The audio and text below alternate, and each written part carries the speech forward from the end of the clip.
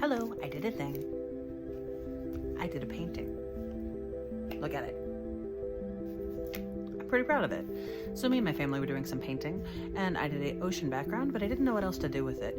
So I went to my favorite website, yokai.com, and looked up ocean, and there were a lot of options. But this is the one I settled on. This is Jinja Hime. Jinja Hime are found primarily in the ocean. That's where they live, that's where they stay. They don't encounter humans very often, but there was one incident. Jinja Hime means shrine princess or princess fish.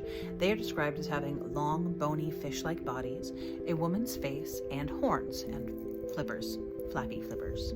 I don't know if they're particularly flappy. I don't know if they're sitting there going, whatever. So the incident in question happened in 1819 in what was at the time known as the Hizen province, but which is now the Saga and Nagasaki prefectures in Japan. A scholar named Kato Aiban, and I apologize for mispronouncing his name, I do what I can.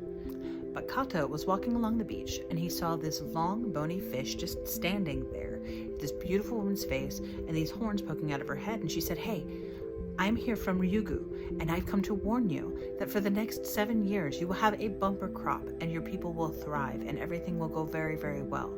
But after that, there will be an outbreak of cholera and many of you will die."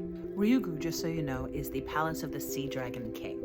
Underwater, a lot of other stories and fables in Japanese mythology take place under there. So, just a little side note.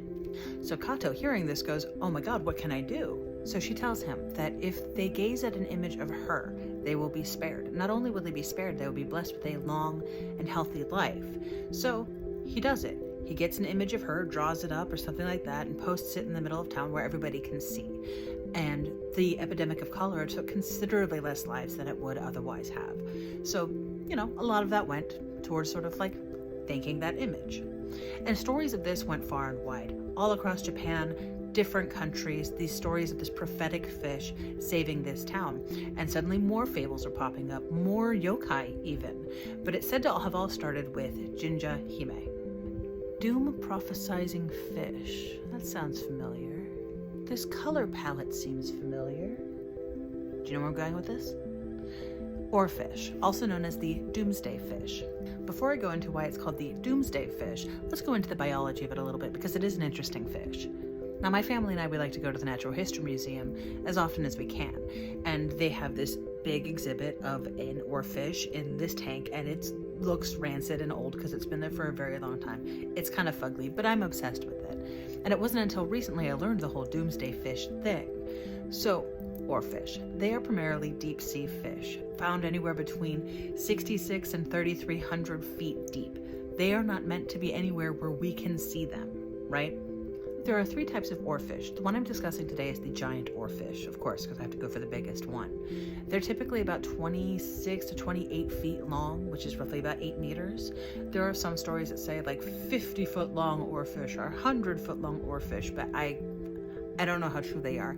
Way too big. They have one dorsal fin that goes the entire length of their body.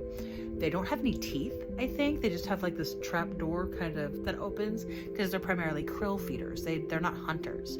They are big as shit though. They are so big. They have a big flat face with giant eyes. So big. Oh, like it's so unsettling.